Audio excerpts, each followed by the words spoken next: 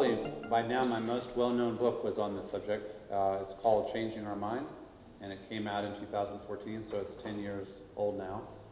And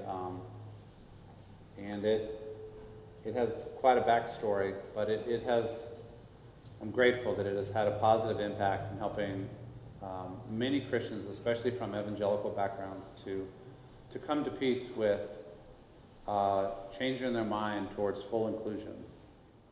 The tradition of Christianity, Judaism before it, didn't have a category for the existence of people who we now understand as gay, lesbian, bisexual, or transgender. There was no category for that. What there was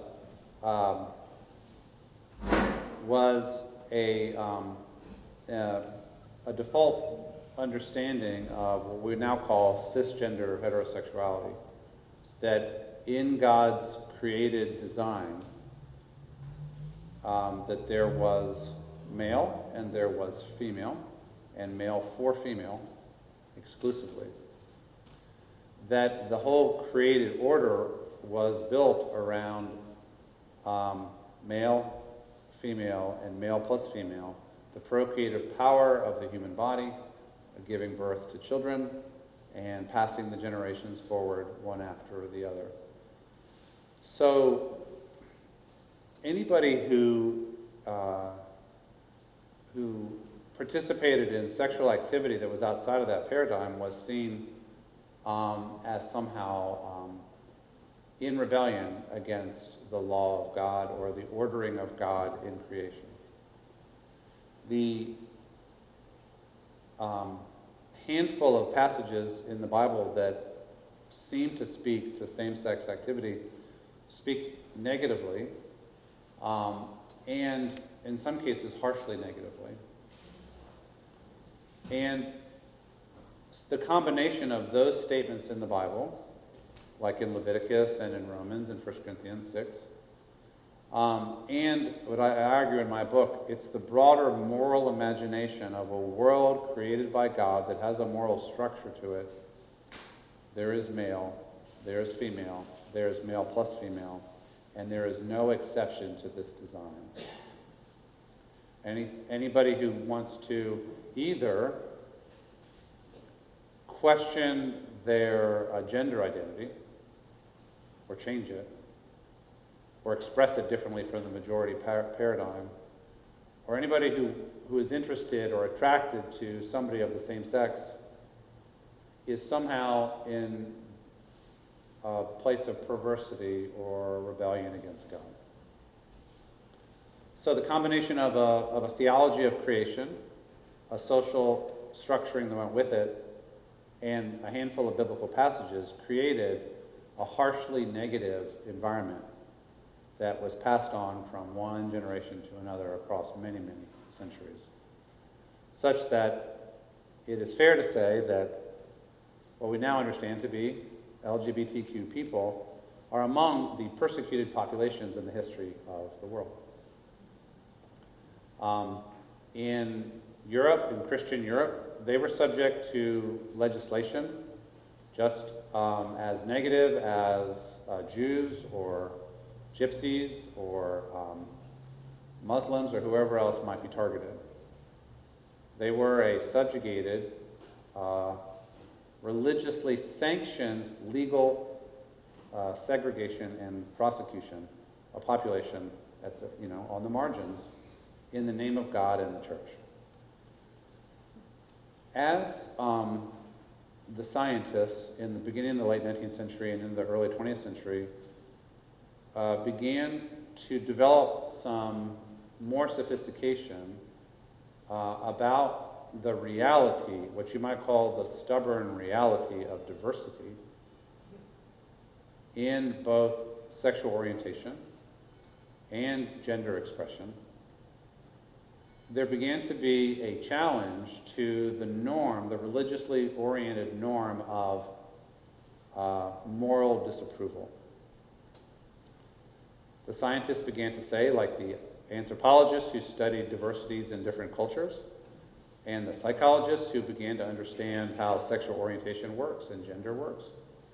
And for that matter, the people who specialized in things like the small intersex population and other kinds of variations in how human beings come out of the womb.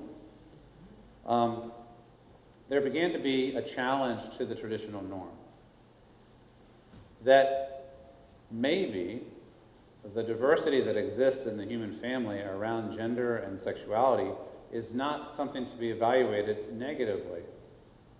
It's not a moral problem, it's just a human reality, kind of like other kinds of diversity. I sometimes draw a comparison that is near and dear to my heart as a left-handed person.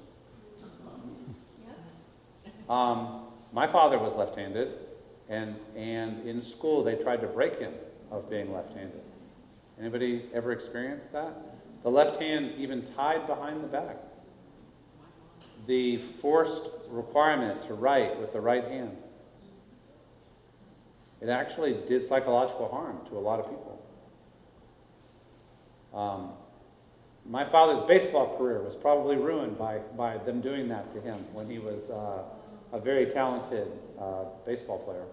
And it messed up with his brain, basically.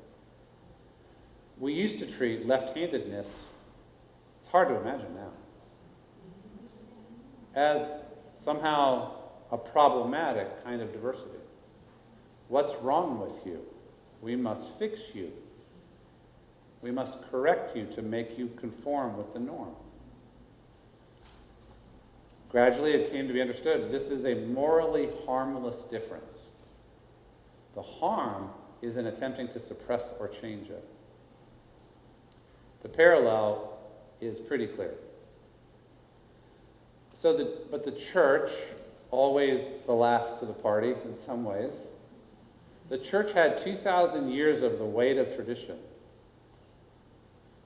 to make it initially resist the idea that being attracted to the same sex rather than the opposite sex, or having a different understanding of one's gender identity, it was really hard for the church to accept that as a routine expression of human diversity that should be accepted rather than attacked. And the reason it was hard for us was because we had scripture and tradition telling us that we could not.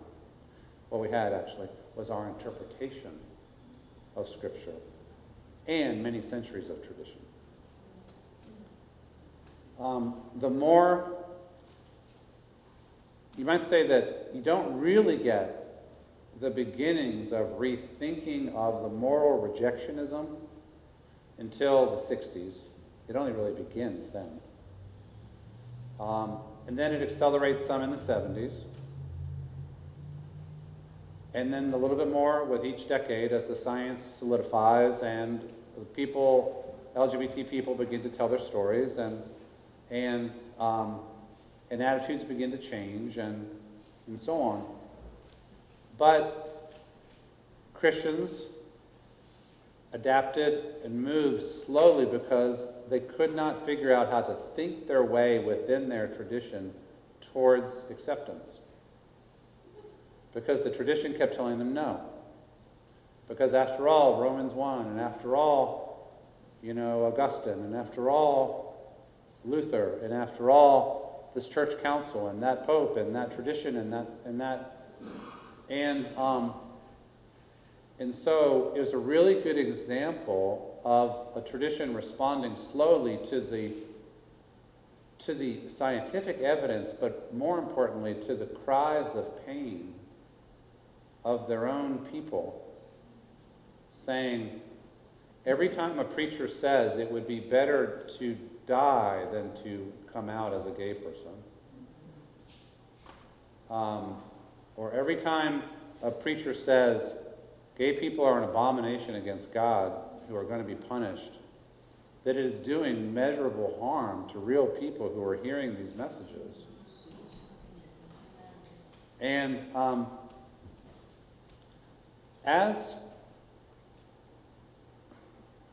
as the left wing of the Protestant churches began to liberalize around the 70s, 80s, around the idea that we should be welcoming of all and inclusive of all, that the liberalization was actually seen by the more conservative part of the church as further evidence of why they should not change their mind. Because if the United Church of Christ people or the left wing of the Episcopal Church or the left wing of the Methodist Church is saying we should welcome, that's just evidence that they've lost their way. They've lost contact with the Bible. They're just going liberal. So that actually slowed down the change process. The most unbending part of the Christian community generally tends to be the most traditionalist related to Scripture and tradition. So conservative Catholicism, conservative Orthodoxy, conservative evangelicalism. But it hasn't been an easy struggle even in the mainline Protestant churches like the United Methodist Church or the Episcopal Church. When did the Episcopal Church just decide, General Conference, that we're going to change? 10 years ago, okay. That's 2014. But the press for change in the Episcopal Church would have gone back 50 or 60 years. It took that long. So my work on this subject has basically been to say, we have to take seriously the overhang of scriptural interpretation and the power of an inherited religious tradition, that it is very hard for people to wrap their mind around reconsideration. I can't tell you how many people have said to me, like parents of LGBTQ kids have said to me, I really want to accept my child for who she says she is, but I just can't get there biblically. Because Romans 1, because whatever. So what I do in the Changing Our Mind book, which was written to help Christians think through these things, and was written as I was in the process of changing my own mind, is to take on each one of the Bible passages and to unpack it for people, to try to understand what's happening in the social context and what might have been meant, and also then eventually to juxtapose a small number of negative passages against a massive ocean of larger passages related to the love of God for all people, God's heart for the vulnerable and the oppressed, God's heart for children and the suffering, and the general kingdom vision of a world in which everybody is included on equal terms. So, on the one hand, you have to deal with the tradition and with the scriptures that have been treated rejectionistically. And on the other hand, to paint and live into the big picture vision that says this: to accept LGBTQ people on equal terms is simply to live out the full meaning of the gospel. It is not to abandon the gospel. It is to say, like what the prodigal son story says, or what Jesus says, our God is the kind of God who wants all to be welcomed and who goes after the one sheep in order that they know that they are welcomed too. The process of change on this issue is slow. It is a house-by-house, church-by-church, community-by-community struggle. Some of the most meaningful ministry that I've done over the past 10 years has been with LGBTQ Christians whose story usually goes something like this: I was raised to reject myself. I was rejected by my own parents. When I came out, my church told me I wasn't welcome anymore.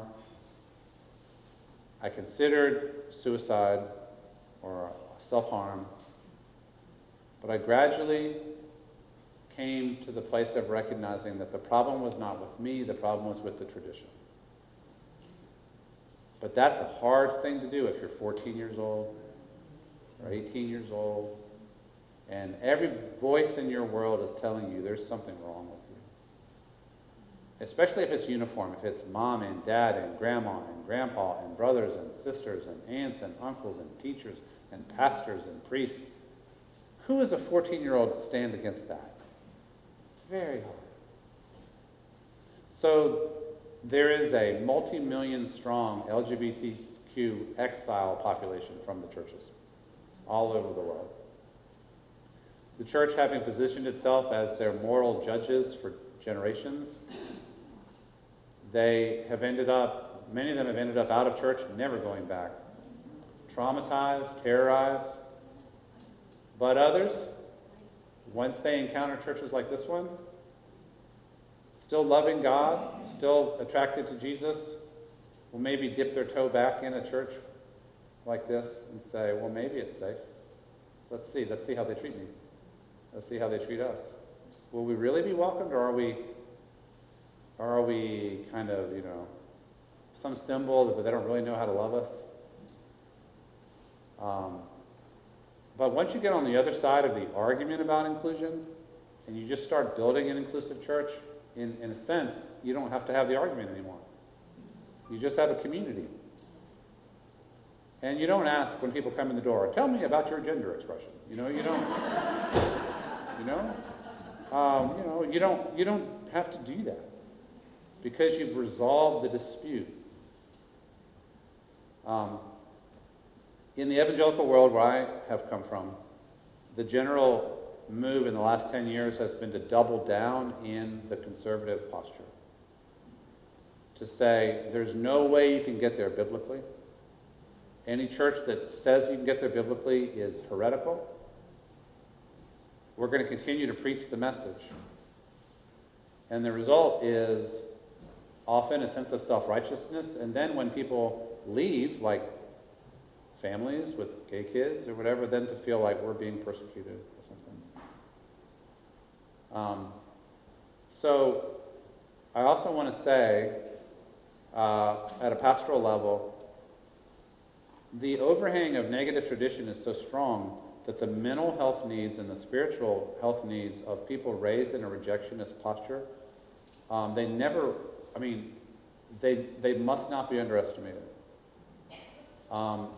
There's research that I have stumbled into out of San Francisco State University, forget the name of the author now, sociologist, who tracks the mental health consequences of negative family reaction to kids coming out. And it's not surprising, but the more rejectionist the behavior on the part of the parents, the more negative the mental health consequences for the young person.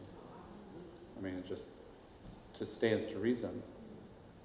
If kids are told you are worthless, I wish you had never been born, you are in rebellion against God, if kids are sent to reparative therapy to get their sexuality straightened out, it still happens. In some states it's against the law, but it still happens. If kids are preached at from the pulpit and told they're going to hell, and told that they're uniquely demonic or something, how is that not going to have a negative consequence? I've heard from people all over the world since I wrote my book who told me their horrifying stories of what it was like to be rejected by their own family. When my book came out, I remember the number of young people who reached out to me like on Instagram, before I even knew what Instagram really was, like Instagram and Facebook and all these others, and basically, hey, can I talk to you? Hey, let me tell you my story. Any chance you could be my dad? Because I need a new one, It was really overwhelming. So what I would say to you is, the other thing I would say to those maybe who have some conservative concerns, I would put it this way. I do not think our argument should be that there's no such thing as sexual morality or that anything goes. That's not my argument.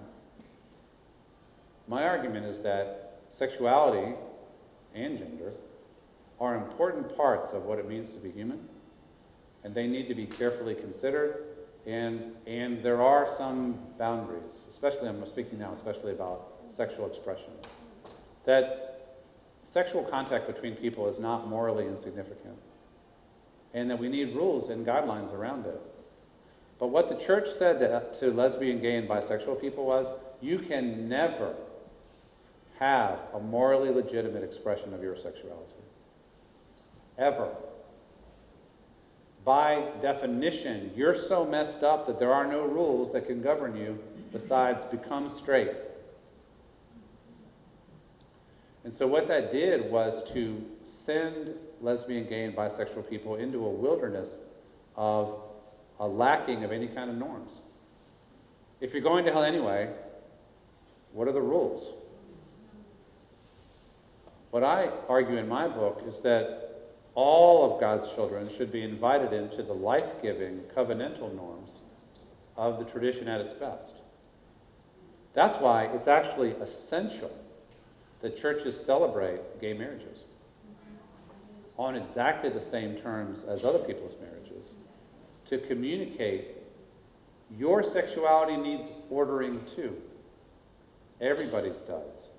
The norms like promise keeping, covenant making, faithfulness, commitment, stability, steadfastness, those are norms we all need. And so we should not hesitate.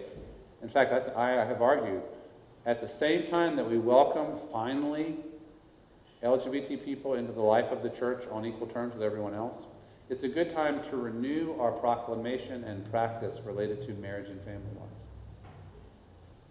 We need more sturdy, solid, covenantal marriages and families. Children need the stability of adults who are not living chaotic lives. Gay and straight. So one reason I don't often just say welcoming and affirming is I'll often say affirming of what? What I affirm is covenant love. The need of people for most people, to find a partner to go through life with. The need to be able to trust that person. The need for stability. I mean, adult life is hard. Do we really need chaos like every day at home, right? The need for children to have a secure environment in which to be raised. By the way, in terms of this home that this kid from Winder, Georgia was from, what we're hearing, it was totally chaotic. Totally chaotic, with criminal activity and drug issues and separations and back together and restraining orders and judicial involvement and child protective services. I've argued we need stability for our children. Covenant helps to provide a context of stability. Adults are really not best off, nor are children best off, if it's kind of, I sleep with whoever I want to on a given night. We need more stability than that. We need more ordering of our sexuality than that. But that lovely ordering should be available to all people on equal terms. So one of the reasons why some churches hesitate to move towards inclusion is because they fear it just means liberalization. What are you going to give up next? What biblical standard are you going to abandon next? That's the argument. It's really more of a fear. And so what I say is, we are recognizing reality as revealed to us in our own experiences and in what the scientists tell us. And we are recognizing reality, and we're inviting everybody into the same lovely covenantal standard.